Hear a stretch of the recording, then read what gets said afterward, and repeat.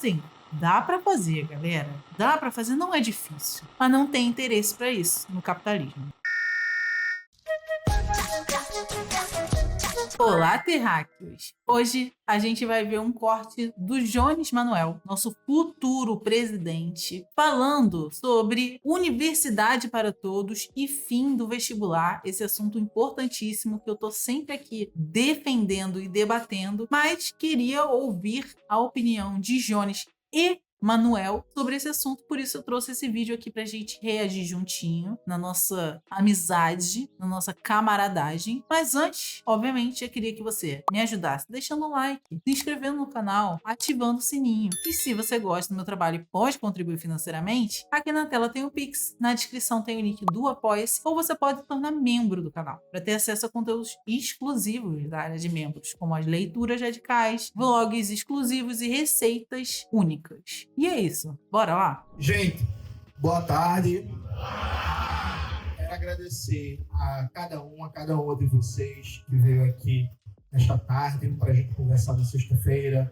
Agradecer a interação pelo convite, uma honra e um prazer estar aqui com vocês. Dizer que eu fui aluno da UFPE, sou cria da casa. Às vezes eu fico feliz, depende do dia, né? Porque quando tem lá naquele negócio ex-alunos notáveis da UFPE, você coloca lá no Google, apareceu e Ariano Suassuna, né? Eu fico feliz. Aí apareceu e Paulo Câmara, eu fico triste. Às vezes eu fico muito feliz, eu fico muito triste, mas fui aluno da casa, fiz a graduação, fiz o mestrado aqui, fiz movimento estudantil na UFPE. Quero fazer uma referência especial também, dentre as várias pessoas que estão aqui, o camarada Tiago Mendes, que levanta aí, Tiago, por favor, que é vice-presidente do Sindicato dos Metroviários. Aê! Parabéns! E uma das lutas fundamentais que a gente está tocando aqui em Pernambuco é a luta contra a privatização do metrô do Recife. Inclusive, tem vídeo também de eu falando exatamente dessa questão da privatização do metrô de Recife e de outras privatizações de metrô ao longo do Brasil que não deram certo, pra gente ver como essa história de que privatiza que melhora é uma grande balela, uma grande mentira que nos contaram. Então, vê lá se você ainda não assistiu. Vou deixar o card aqui. Defesa da recuperação do metrô, da tarifa zero, do emprego dos metroviários e metroviárias, para que o nosso metrô não seja privatizado, mas sim seja reformado, melhorado, qualificado, para que deixe de ser uma constante, né? O metrô não está funcionando aos domingos, a linha sul tem vários problemas, está quente e tal, tem várias broncas para a gente resolver, e não é privatizando que a gente vai resolver isso. Não é. Dito isso, eu quero começar dizendo que me sinto muito em casa para estar aqui conversando com vocês, que eu comecei a minha militância política com um cursinho popular. Na minha comunidade, na favela da Borborema, que fica ali entre Setúbal e Porta Larga. Quando eu passei no vestibular, foi eu, Júlio César e Felipe Bezerra, nós éramos 3 amigos de infância. A gente fez grupo jovem, era lá da Igreja Católica e tal. E aí, quando a gente entrou na Universidade Federal, nós fomos os primeiros da história da Borborema a entrar na universidade. Teve até uma história engraçada, né? Porque correu a notícia na favela, né? E a notícia correu assim, ó. Jones e Júlia entraram na Federal e tal. Eu tava jogando videogame, dentro do golfitezinho ali, Rugal e outro, não sei o que não, apelando. E aí chega um dos cabras que era do tráfico, né? E chega assim: ei, Jones, que história é essa? Que tu entrou na Federal, tu virou a polícia, foi que deu, pô. Federal é universidade, calma aí, pô, a gente vai estudar e tal, não sei o quê. E aí, sabendo que a maioria dos jovens da Borborema não tinham acesso ao ensino superior, inclusive, nem sequer sabiam que era vestibular. Eu vim saber o que é vestibular com 18 anos de idade, viu, gente? Até então, não fazia ideia como é que fazia para entrar na universidade, querer pagar mensalidade para ir na universidade pública. A gente criou esse cursinho, um novo caminho, no projeto Escola Aberta, que tinha a época na escola, manteve por 2 anos o novo caminho, ajudou 40 estudantes a entrarem na UFPE, na Rural, no IFPE e por aí vai. Porque essa é outra problemática, né, gente? Os jovens de periferia não são ensinados que eles podem fazer universidade. Essa possibilidade não existe na cabeça deles. Eu já vi Load falando, eu já vi Jones falando, eu já vi o Chavoso falando e outras inúmeras pessoas falando. E exatamente a mesma coisa. Eu não sabia que existia universidade pública, eu não sabia como que eu ia poder chegar nessa universidade pública, eu não sabia qual era o caminho que eu precisava percorrer para isso e eu precisava botar dinheiro em casa. Então eu tive que fazer uma escolha entre fazer a universidade ou ir trabalhar. Que é o que acontece muitas vezes, né? E isso só acontece porque a gente não tem uma universidade para todos, uma educação que seja para todos. Uma educação pública de qualidade, do ensino fundamental até o ensino dos mais complexos. Porque se a gente tivesse universidade para todos, não ia ter um problema de passar em vestibular, não ia ter o problema de ter que pagar alguma coisa. E ainda se tivesse um governo que dá condições de vida para os trabalhadores, se tivesse transporte público de qualidade para esses estudantes chegarem na escola e na universidade. Então, assim, dá para fazer, galera. Dá para fazer, não é difícil. Mas não tem interesse para isso no capitalismo. E aí depois eu entrei na universidade e centrei minha militância aqui. De maneira bem rápida e telegráfica, pensei em fazer uma fala de no máximo 15 minutos para a gente dialogar. Veja, o vestibular, ele não seleciona quem entra na universidade. Vestibular, ele seleciona a exclusão. A gente tem que ter isso claro. A gente tem que ter uma premissa. A gente precisa saber que o modelo de entrada na universidade do Brasil não é o único do mundo que existe. Sim. Existem vários outros modelos diferentes. Para não usar exemplo de país europeu, que alguém pode dizer assim, mas é país rico, muito longe, outra população, outro território, vamos usar exemplo de países latino-americanos. Países como o México ou como a Argentina, o pressuposto do ingresso na universidade é todo mundo que quiser entrar na universidade vai entrar. E a universidade vai ter seus mecanismos de selecionar para garantir que as pessoas tenham o nível de conhecimentos básicos adequados para fazer o curso superior. Então, teu nome, por favor? Maria Eduarda. Maria Eduarda é americana. Maria Eduarda quer entrar na UNAM, na Universidade Autônoma do México. O que é que vai acontecer? Ela vai lá, vai se inscrever, vai fazer uma prova para ver se os níveis médios de conhecimento dela saídos da escola estão bons para fazer o ensino superior. Se não tiver, Maria Eduarda vai fazer um cursinho na própria UNAM. Um nivelamento, né? Um cursinho de nivelamento para onde você vai aprender coisas que talvez você não tenha aprendido o suficiente para você chegar todo mundo no mesmo nível, tá ligado? As próprias estruturas da universidade, a depender do resultado, ela pode, inclusive, já começar a pagar algumas cadeiras, algumas disciplinas de ensino superior, e ela já está dentro. Já entrou na universidade. A gente só precisa garantir um nível adequado, mínimo, que é, por exemplo, sei lá, a pessoa está no CAC, né? Os cursos de letras ficam aqui no CAC, ou o curso de comunicação social. A pessoa que quiser cursar letras, comunicação social, ela tem que, por exemplo, ter um bom domínio do português norma culta. Né? Isso é indispensável para quem vai fazer esse tipo de curso. Tá, eu tive uma deficiência com português na minha escola, né? Então não sou tão bom de gramática, de literatura, de norma culta, não sei o que e tal. Então vai fazer um preparatório, vai fazer um processo ali para adequar minimamente, mas já está dentro. Isso é assim no México, é assim na Argentina, é assim no Uruguai e em outros países do mundo. Então aqui o pressuposto é: quero entrar na UFPE. Tá. Aí eu vou fazer uma prova, que no caso agora é o Enem, né? Eu ainda peguei um tempo, eu sou velho que só põe, ainda peguei um tempo da Coveste, né? Ainda teve isso. E aí quero entrar na UFPE, aí vou fazer a prova, e se eu não passar? Se você não passar, com perdão do palavrão, foda-se, não é responsabilidade da UFPE. Sim. Então se você não passar, vai embora daqui, volte ano que vem para gente conversar. E assim, gente, eu também, lá no início, quando eu estava no meu pré-vestibular da escola, estava passando por esse processo de reestruturação, né? De tipo, algumas universidades ainda tinham ingresso próprio e outras universidades você já fazia o ingresso pelo Enem ou tinha o Enem como uma fase e aí tinha uma outra fase da outra universidade. E aí depois que houve essa unificação do ingresso pelo Enem, a situação para você entrar nas universidades ficou pior ainda. Pior ainda. Primeiro, porque a prova do Enem é uma prova completamente injusta e não mede conhecimento de ninguém. Vamos falar a verdade? É uma prova de resistência. Tu não consegue ler todas as questões. É uma prova literalmente que não mede conhecimentos.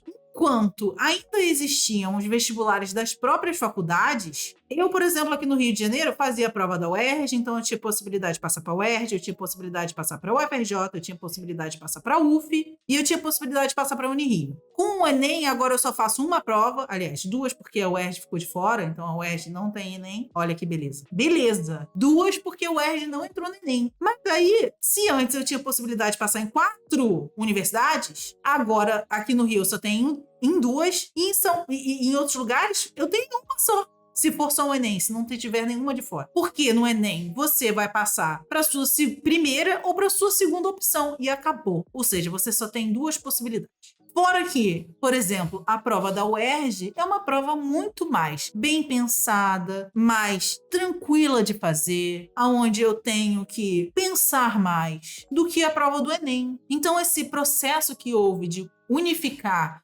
os ingressos das universidades do Enem piorou ainda mais a situação do ingresso nas universidades. Ficou mais difícil ainda, ficou mais elitizado ainda. Então, tem que acabar, gente. Tem que acabar. Essa forma que a gente faz o vestibular precisa acabar.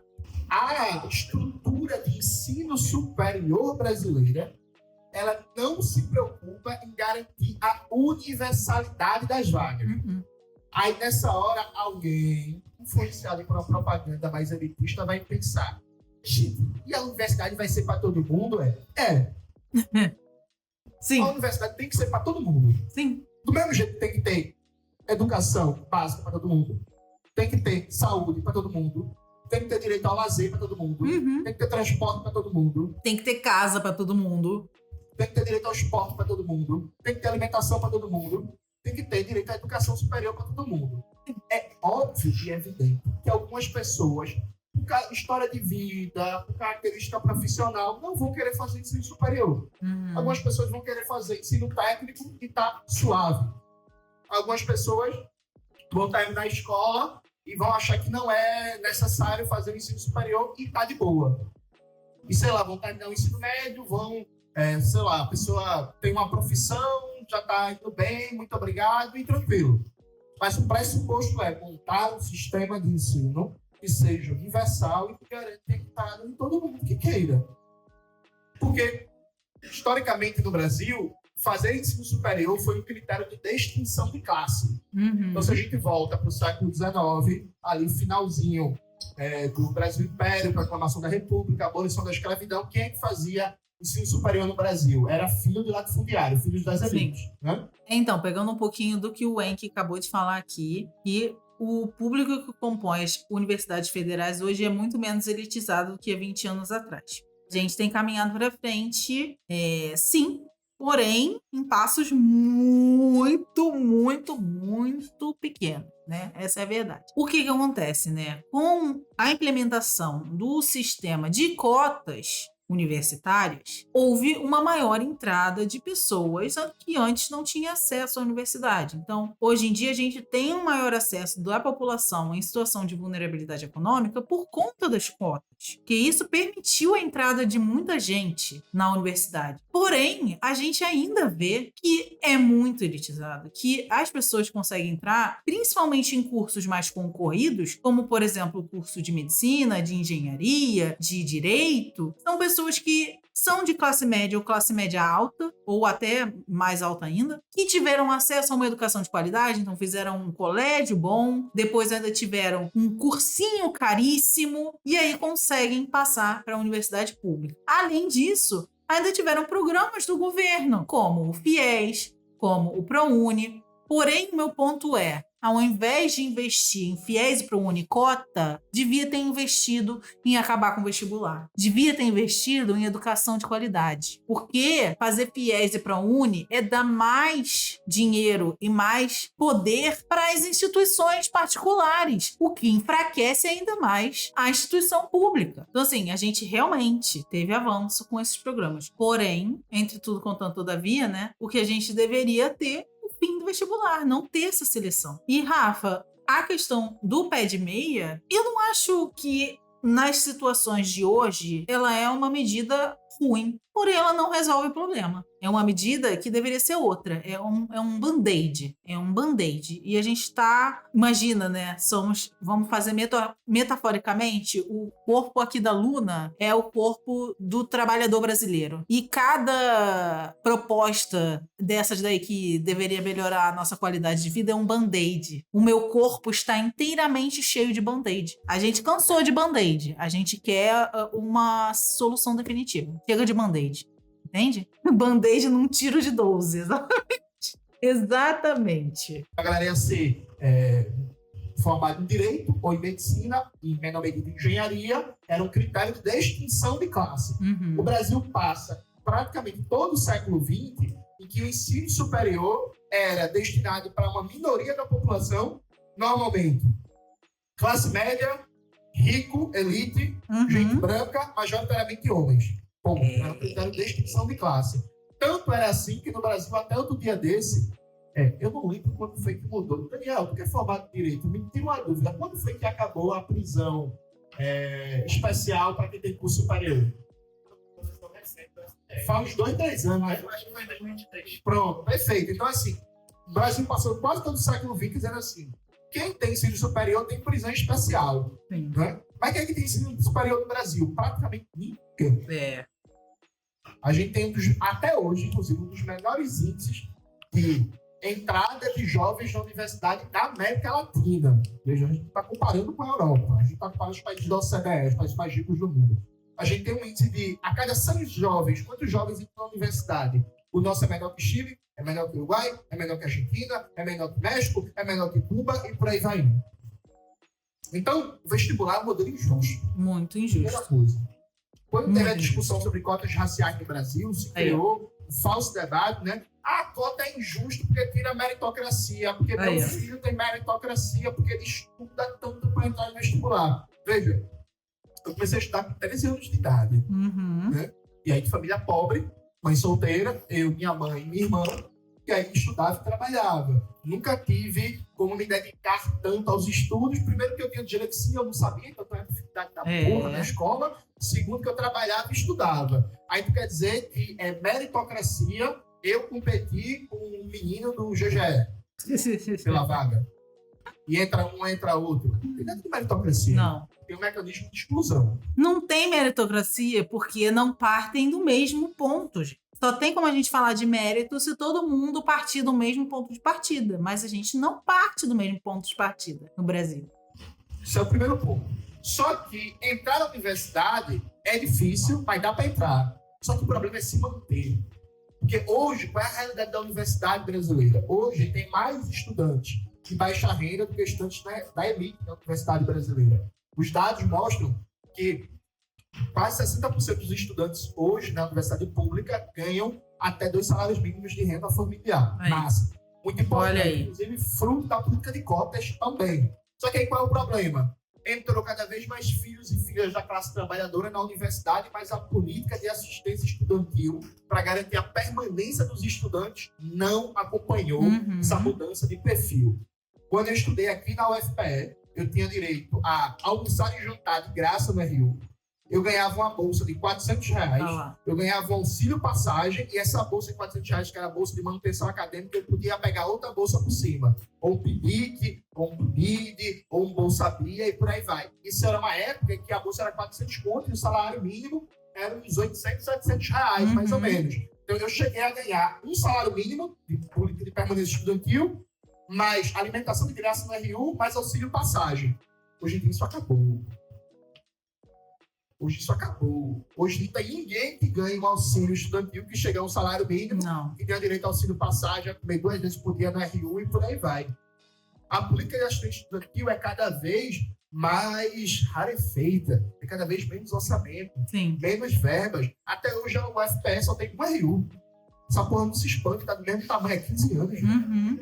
Gente, o RU da UERJ foi feito restaurante universitário, tá? RU é restaurante universitário. O restaurante universitário da UERJ foi feito basicamente quando eu tava lá dentro. Eu entrei na UERJ em 2011. Foi em 2012 que o restaurante foi feito e começado a andar. Aí eu também tinha bolsa, mas é porque eu fazia iniciação científica, né? fazer estágio remunerado na faculdade. E era isso. R$400. Não tinha passagem de ônibus, era tudo do meu bolso, aqui no Rio. Não é todo mundo que tem a passagem gratuita. E aí é essa situação que a gente vê, sabe? A situação de que é cada vez mais difícil para a população mais pobre ter acesso à educação.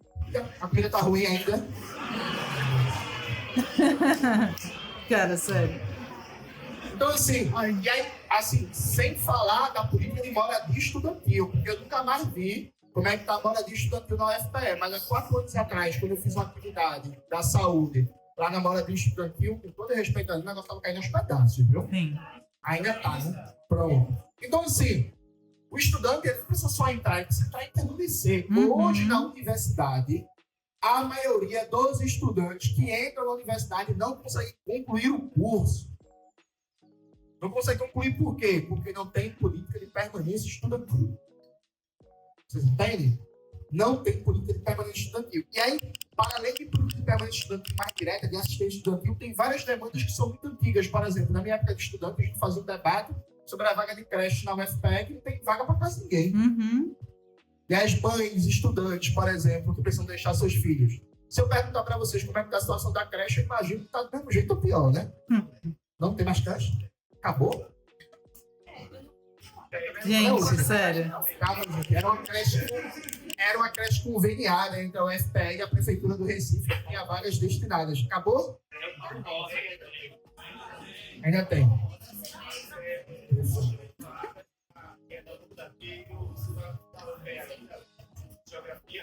E como não, eu pensei que 2, 3 vagas na comunidade da UFPE. Então, assim, é mais fácil. 2, 3 vagas. 2, 3 vagas para toda o UFPE, gente. 2, 3 vagas. Então, veja. Ei, vocês estão vindo. Vocês estão vindo mal sequinha para subir aí, viu? Mas, veja.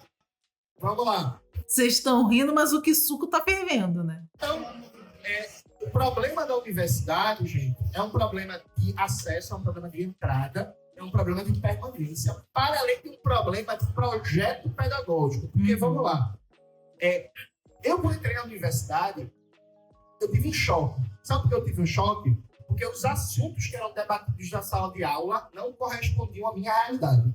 Então, eu vinha de uma favela, violência policial, um bocado de amigo morto, rua que alagava, problema do transporte, e a gente lidou com o currículo, com o ensino, não dialogava com os problemas da minha realidade. Nem um pouco. Nada contra a gente ler, evidentemente, estudar autores como Michel Foucault, como Norberto Bobbio, como Hannah Arendt, Michel Certeau, Frederic Nietzsche e companhia limitada. Mas eu tive um currículo na universidade que era um currículo que parecia alheio à realidade de Pernambuco, do Nordeste e do Brasil.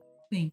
Em que os problemas da minha vida, os problemas da minha comunidade, os problemas da minha cidade, os problemas do meu estado, os problemas do Brasil não apareciam nesse currículo. E não é só no currículo da UFPE que isso acontece, né? Isso acontece na maioria das faculdades, universidades federais e estaduais do Rio de Janeiro, porque, né, como eu falei, quem tá ali, os professores, quem tem acesso à sua universidade, muitas vezes são as pessoas que não estão na periferia. Então, o ensino vai ser pela perspectiva dessas pessoas. Então, é muito comum um estudante que vem de uma realidade periférica, um estudante da classe trabalhadora pobre, não se reconhece no currículo, não se reconhece no que está ali colocado como ensino, não se reconhece nos temas que estão debatidos na sala de aula. Porque aí pensa assim, mas e aí? Cadê os meus problemas, as minhas angústias? Cadê a minha realidade refletida nesse ensino? Para além da ausência quase que completa da extensão, que é o primo pobre da universidade. Eu tive, por exemplo, de extensão, né, minha graduação, e a dificuldade cada vez maior da pesquisa, porque tem um problema orçamentário. Aí que eu vou caminhar para a conclusão para a gente ter um dado aqui para vocês. Todo ano, os governos, os executivos, prefeitura, governo do estado e governo federal apresentam o projeto da LOA, né, Lei de Diretrizes Orçamentárias. O governo federal, o governo Lula, apresentou o projeto da LOA do ano que vem. O orçamento do ano que vem é votado nesse ano. Então, o orçamento de 2026 é votado no Congresso esse ano. Na proposta de Lula, do governo Lula, o orçamento para as universidades públicas, mais órgãos de fomento à pesquisa e à ciência, foi de 17,9 bilhões. Jones, isso é muito ou é pouco? Isso é metade do orçamento das universidades públicas em 2014. Meu Deus, cara, Presta sério. atenção. O orçamento das universidades públicas na proposta Não de é lei possível orçamentária isso, do velho. ano que vem é só 17,9 bilhões. Isso é metade do orçamento que as universidades tinham Em em 2014. 2014, há 10 anos atrás. O que significa aprovar um projeto de lei orçamentária de só 17 bilhões? Significa que vai faltar cada vez mais livro na biblioteca. Manutenção. Os elevadores do Cefis ainda vivem quebrando, né? Imagina. Na UERJ, gente, pelo amor de Deus, gente, eu não tenho contas de quantas vezes o elevador estava quebrado. E eu estudava no 12º andar. Então eu tinha que subir tudo de escada. Isso quando não faltava luz. Isso quando tinha papel higiênico, que é um item de luxo nas universidades federais e estaduais do Rio de Janeiro. Do Rio de Janeiro, não, do Brasil. Um item de luxo. Papel higiênico. Água no bebedouro, micro-ondas pra gente esquentar a comida, uma geladeira pra gente guardar a comida e não estragar. O mínimo do mínimo. Ar-condicionado no Rio de Janeiro, calor de 40 graus. Não tinha. Não tem manutenção, não tem verba, e é isso. Há 10 anos, a mesma verba destinada para a universidade pública. Governo Lula antes, governo Lula agora. E no governo Bolsonaro foi pior ainda, né, gente? Então, assim, independente de governo.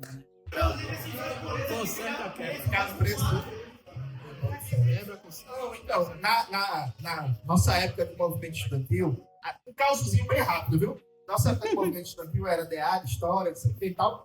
Aí a gente ia fazer movimentação, fazer a expressão, né, para consertar o elevador e tal. Aí uma vez, conversando com o bicho da secretaria, aí ele chegou assim: não, rapaz, a gente conserta esse elevador e tal, mas esse elevador é um problema, não sei o quê, tá sempre quebrando. Ué, troca. Tem gente que diz que é espiritual. Tem ali, né?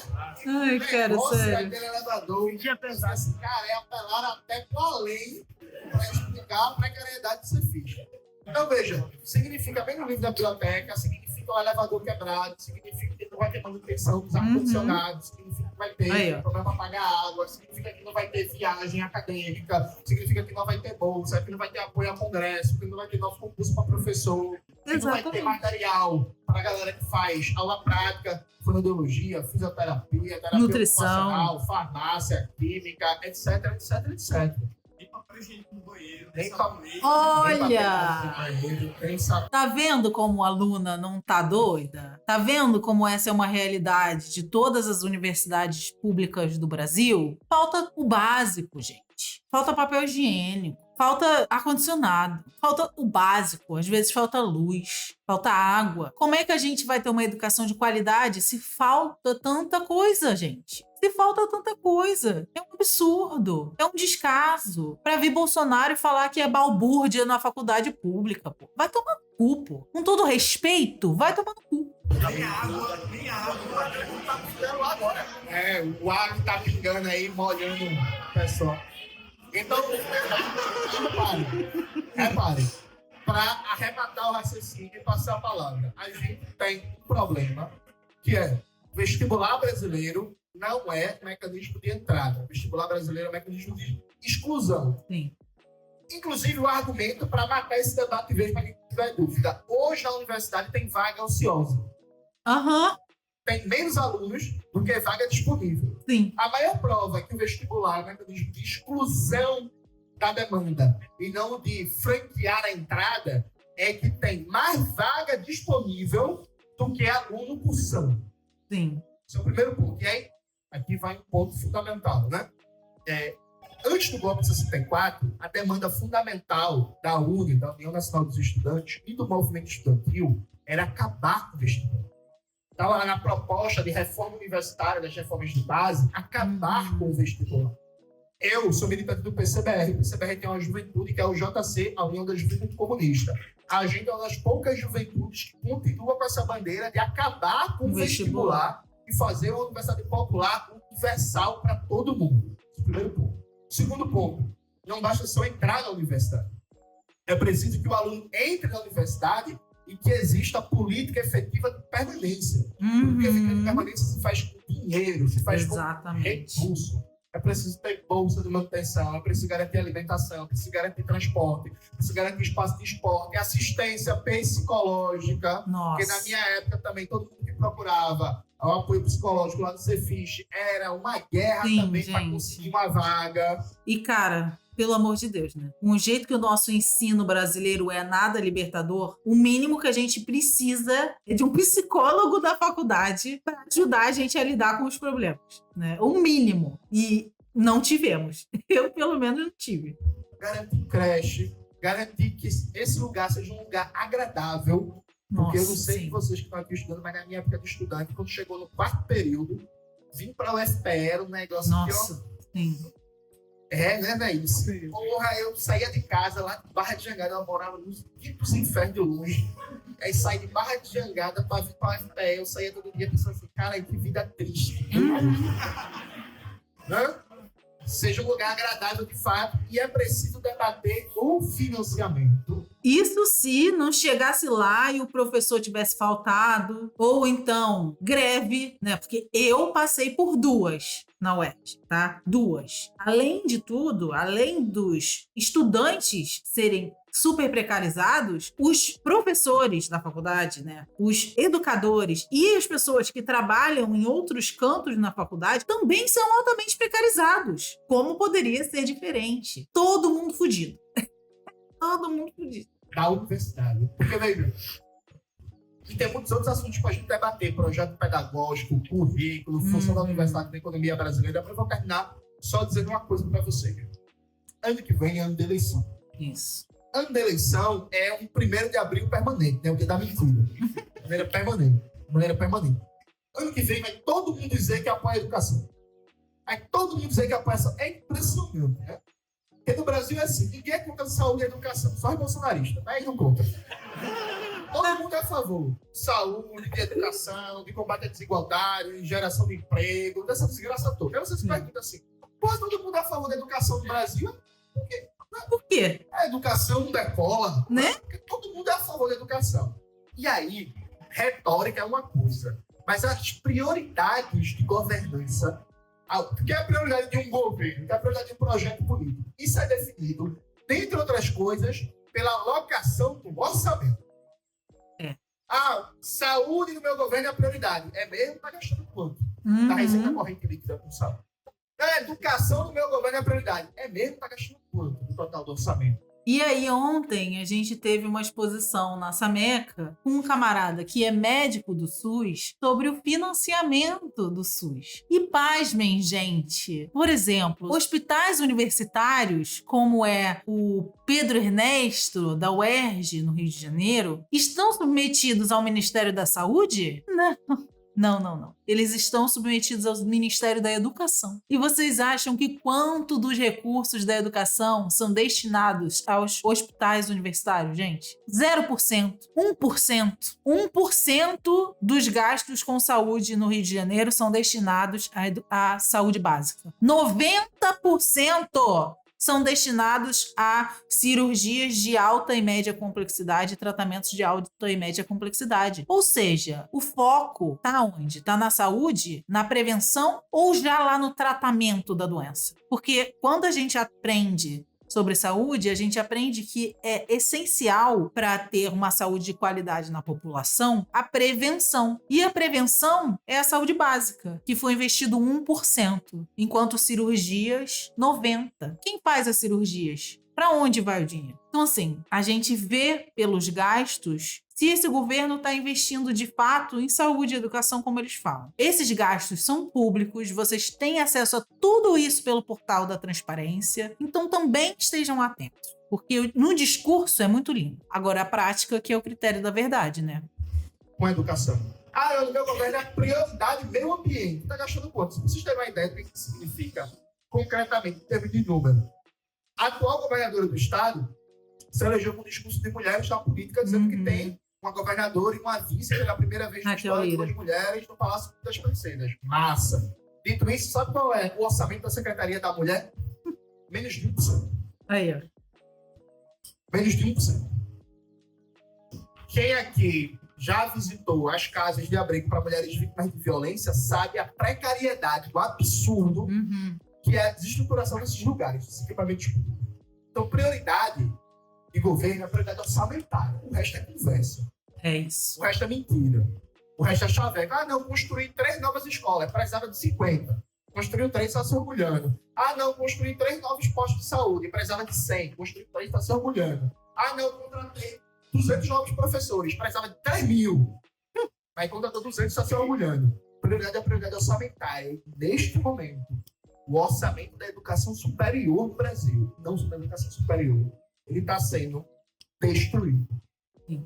Hoje, a gente tem menos recurso orçamentário para a ciência e tecnologia e para a educação superior do que a gente tinha 10 anos atrás.